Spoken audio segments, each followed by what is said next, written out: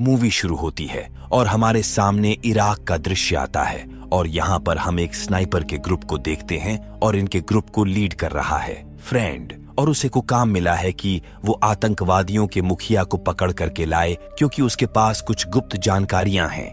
इसीलिए लोग हर जगह पर नजर लगाकर बैठे हैं कि वो कैसे भी उस आदमी को पकड़ ले। लेकिन बाकी आतंकवादियों को भी पता है कि यहाँ पर अमेरिकन आ चुके हैं, इसीलिए वे भी हर जगह पर तैनात हो जाते हैं और उनकी भी नजर हर जगह पर है, इसलिए और भी आतंकवादी आते हैं। जब उन्हें लगता है कि वे टनल के रास्ते पर अमेरिकन पर हमला कर सकते हैं, तब वे बिना समय गवाए हमले के लिए टूट पड़ते हैं और सारे के सारे अमेरिकियों पर अंधाधुन गोलियां चलाते हैं और वो ज्यादातर अमेरिकन को मार देते हैं। तब उन्हें पता लगता है कि वे यहाँ पर है, इसलिए वह सारे के सारे स्नाइपर पर भी टूट पड़ते हैं और एक स्नाइपर को भी मार देते। ये सब देखकर फ्रैंक अपने असली रूप में आता है और वो एक एक करके सबको मारने लगता है। लेकिन अब वो बहुत ही ज्यादा गुस्से में है। उसे पता है कि वह इनके मुखिया को लेकर यहाँ से नहीं भाग सकता, इसलिए वो इनके मुखिया को भी मार देता है और उसके साथ साथ यहाँ के सारे लोगों को मार देता है। तब उसे पता चलता है कि यहाँ पर उस मुखिया का परिवार भी था, जिसमें कुछ मासूम लोग थे जिन्हें फ्रैंक ने गलती से मार दिया था। इसलिए वह खुद को कोसने लगता है और निश्चय करता है कि वो दोबारा कभी भी लड़ाई नहीं लड़ेगा। इसलिए वो सब कुछ छोड़ देता है और वहां से वापस चला आता है। लेकिन वे सपने उसे आज भी परेशान करते हैं, उसे एहसास दिलाते हैं। लेकिन वो अपना घर चलाने के लिए छोटे मोटे काम करते रहता है। उसमें से उसका सबसे पसंदीदा काम है गाड़ियों को रिपेयर करना, इसलिए वह उस काम को बहुत मन से करता है और आज का उसका काम खत्म हो जाता है। उसके पास एक गाड़ी आई थी जिसकी उसने मरम्मत कर दी है, लेकिन कल उसे उस गाड़ी को डिलीवर करने जाना है। वह जब अपने घर आता है तो देखता है कि घर के सारे लोग डिनर कर रहे होते हैं। तभी यहाँ हम फ्रेंड की पत्नी को देखते हैं जिसका नाम कैसी है और यहाँ पर फ्रेंड के सौतेली बेटी भी है। तो कैसी यहाँ फ्रैंक से कहती है कि हम सबको वीकेंड पर घूमने चलना चाहिए, क्योंकि हम बहुत दिनों से बाहर घूमने नहीं गए। तो फ्रैंक कहता है कि मैं बाहर नहीं जा सकता क्योंकि कल मुझे गाड़ी डिलीवर करने जानी है, वो भी अपने कस्टमर की, इसीलिए शायद मैं तुम लोगों के साथ ना जा सकूं। ये बात सुनने के बाद कैसी कहती है कि दोनों काम हो सकता है, तुम गाड़ी भी डिलीवर कर सकते हो और हम घूम भी सकते हैं। तुम जब गाड़ी डिलीवर करने चलना तब तुम हम दोनों को भी साथ लेकर के चलना। और इस बात को सुनने के बाद उसकी बेटी खुश हो जाती है। लेकिन फ्रैंक इस बात के लिए भी मना करने लगता है कि उसे पता है कि वो गाड़ी किसे डिलीवर करने जा रहा है। वो गाड़ी क्राइम अलर्ट को डिलीवर करने जा रहा है, जिसके लिए वो कभी काम किया करता था। इसलिए वो जानता है कि वहां पर कुछ भी हो सकता है। वो क्राइम अलर्ट बहुत ही खतरनाक आदमी है और फ्रैंक ने उसके लिए बहुत सारे खतरनाक काम किए हैं। लेकिन जब से फ्रैंक ने उसका काम छोड़ा है तब से आज तक उससे नहीं मिला था, इसीलिए उसे पता नहीं कि उसे देखने के बाद वो कैसे रिएक्ट करेगा। फिर भी कैसी यहाँ पे फ्रैंक को माना लेती है और फ्रैंक भी मान जाता है। फिर अगले दिन वो चैनल और कैसी को लेकर के क्राइम लॉर्ड के घर आता है और अंदर जाने लगता है गाड़ी डिलीवर करने के लिए। तभी उसका बॉडीगार्ड उसे बाहर रोक लेता है, जो कि बहुत ही बढ़िया है, इसीलिए वो बेइज्जती करने लगता है। यहाँ पे फ्रैंक को भी गुस्सा आ जाता है और ये दोनों आपस में लड़ने लगते हैं। तभी लेजर्स नाम का आदमी बाहर आता है और इन सबको रोकता है और फ्रैंक को कहता है कि हमारे बॉस तुम्हारा इंतजार कर रहे हैं। इसीलिए फ्रैंक अंदर जाता है तो हम वहां उस क्राइम लॉर्ड को देखते हैं जिसका नाम लो है। लो फ्रैंक को देखने के बाद बहुत खुश है, क्योंकि फ्रेंड कभी उसका हिटमैन हुआ करता था और अपने काम में बहुत ही माहिर था और उसका निशाना कभी भी नहीं चूकता था। इसलिए वह यहाँ पर फ्रेंड को देखने के बाद बहुत खुश है, तो कहता है कि मैंने आपकी गाड़ी ला दी है। तब यह उसे कॉन्वे देता है। लेकिन जब फ्रैंक पैसे देखता है तब उसे पता लगता है कि ये पैसे बहुत ही ज्यादा है, इसलिए वो कहता है कि गाड़ी का रिपेयर के इतने पैसे नहीं हुए। टैब्लियो कहते हैं कि ये पैसे तुम्हारे लिए है और इतने कहने के बाद वो अपना इरादा बताता है और फ्रेंड को कहता है कि मैं चाहता हूं कि तुम फिर से मेरे लिए काम करो एक हिटमैन के रूप में और मैं तुम्हें फिर से मालामाल कर दूंगा। तुम्हें ये छोटे मोटे काम करने की जरूरत नहीं पड़ेगा। लेकिन फ्रेंड कहता है कि नहीं, अब मैं वो सब काम नहीं कर सकता। और इतना कहने के बाद वो पैसे लौटाने की कोशिश करता है, लेकिन न्यू पैसे नहीं लेता है। वह कहता है कि अगर तुम्हें मेरे लिए काम नहीं करना तब मत करो, लेकिन ये पैसे अपने पास ही रखो। इसलिए फ्रेंड विल प्ले करके जाने लगता है। लेकिन कहीं ना कहीं फ्रेंड वीडियो के साथ काम करना चाहता है, लेकिन अब वो डरता है क्योंकि उसका एक परिवार है। फ्रैंकलियो के लिए तब काम किया करता था जब उसका कोई भी परिवार नहीं था, लेकिन अब वो अकेला नहीं है। अगर उसे कुछ भी हुआ तो उसका पूरा का पूरा परिवार परेशानी में आ जाएगा और अगर उसने कुछ भी गलत किया तो वीडियो बहुत ही खतरनाक आदमी है, वो उसके परिवार को जिंदा नहीं छोड़ेगा।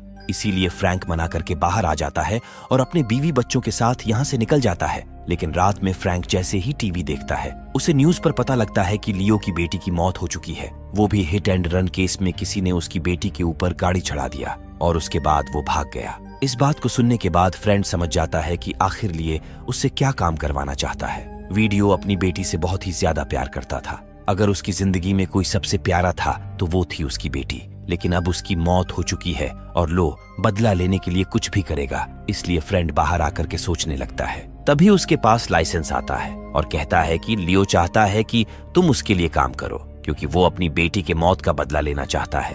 तो फ्रेंड कहता है कि शायद मैं उसकी मदद नहीं कर पाऊंगा।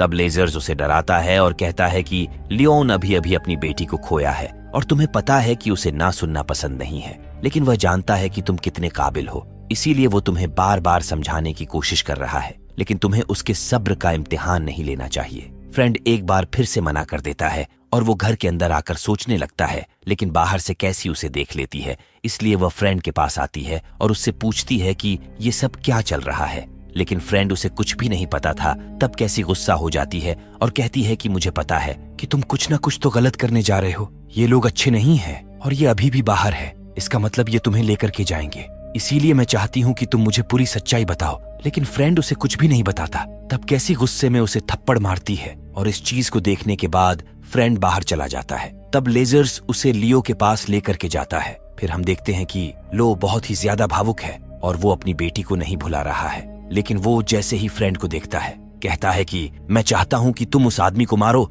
जिसने मेरी बच्ची को मुझसे छीन लिया।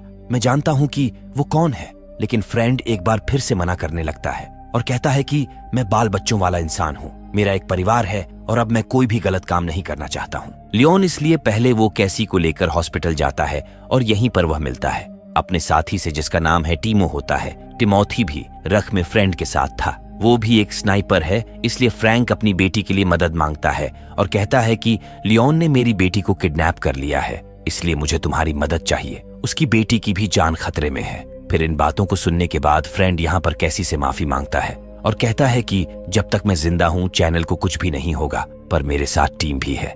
हम जाएंगे और चैनल को लेकर के आएंगे। कोई ऐसा सबक सिखाएंगे कि वह दोबारा हमारे पीछे कभी भी ना आए। तब तक तुम रेस्ट करो, मैं जल्दी सेनन को लेकर के आऊंगा।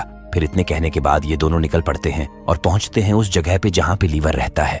लेकिन वहां जाने के बाद इन्हें पता लगता है कि लो यहाँ से भाग चुका है और वो अपने साथ चैनल को भी ले गया है और लाइसेंस भी उसके साथ ही है।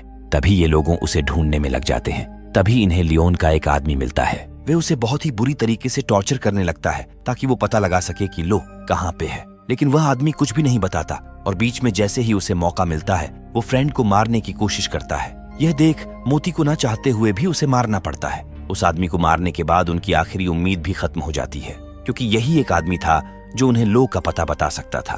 तभी हम लीवर को देखते हैं और वो अभी तक अपनी बेटी के साथ से बाहर नहीं निकल सका है। लेकिन चैनल में उसे अपनी बेटी नजर आ रही है, इसीलिए वह चैनल से बड़े ही प्यार से बात करता है। लेकिन वह अभी डरी हुई है। वह सिर्फ एक ही बात कहती है कि उसे अपने घर वापस जाना है। तब लियो कमरे से बाहर चला जाता है। फिर हमें पता लगता है कि लीवर अपने घर आ गया है। तभी यहाँ पर हम लियो की पत्नी को देखते हैं जिसका नाम है हीमो, और हीमो लियोन को समझाने लगती है और कहती है कि अब चाहे तुम कुछ भी कर लो, तुम्हारी बेटी वापस नहीं आने वाली, जो ये बिल्कुल गलत है। इसलिए तुम्हें ये सब वापस भेज देना चाहिए। लेकिन लो अपनी पत्नी की बात नहीं सुनता। तभी हम फ्रैंक को देखते हैं जो रात भर सोचते रहता है और सोचने के बाद उसे याद आता है कि लियो केयर ड्रग फैक्ट्री है मेक्सिको में। तो अगर ये लोग ड्रग्स की फैक्ट्री तक पहुंच गए तब इन्हें जरूर पता लग जाएगा कि लिए कहाँ पे है। इसीलिए टिमोथी और फ्रैंक तैयारी करने लगते हैं और वो अगले दिन पहुंच जाते हैं उस फैक्ट्री पे और यहाँ के एक एक आदमी को मारने लगते हैं। तभी इन्हें नेल्सन के बारे में पता लगता है। अब हम यहाँ नेल्सन को देखते हैं और उसने पूरे फैक्ट्री को तबाह कर दिया। इसलिए वो नेल्सन को कहते हैं कि फ्रेंड हमारे लिए खतरा बनते जा रहा है, इसलिए अब तुम्हारी जिम्मेदारी है कि तुम उसको खत्म करो। उधर मौका पाते ही फ्रैंक एक चाकू फेंकता है और वो चाकू लो की छाती में जाकर घुस जाता है और फिर देखते ही देखते लीवर की मौत हो जाती है और फ्रैंक यहाँ से चैनल को लेकर के निकल पड़ता है और जल्दी ही कैसी के पास पहुंचता है। तो कैसी भी अपनी बेटी को देखकर बहुत ही ज्यादा खुश होती है और उसके साथ साथ वो फ्रेंड को भी माफ कर देती है, क्योंकि फ्रेंड की कोई भी गलती नहीं है। वो सिर्फ अपने परिवार को बचाने की कोशिश कर रहा था। इसलिए फ्रेंड का पूरा परिवार फिर से खुश रहने लगता है और कैसी बार बार फ्रेंड को लेकर जाती है काउंसलिंग में ताकि वो अपने इराक के सदमे से बाहर आ सके और एक आम आदमी की जिंदगी जी सके। और धीरे धीरे फ्रैंक के भी हालत में सुधार होने लगता है और इसी के साथ मूवी यहीं पर एंड हो जाती है।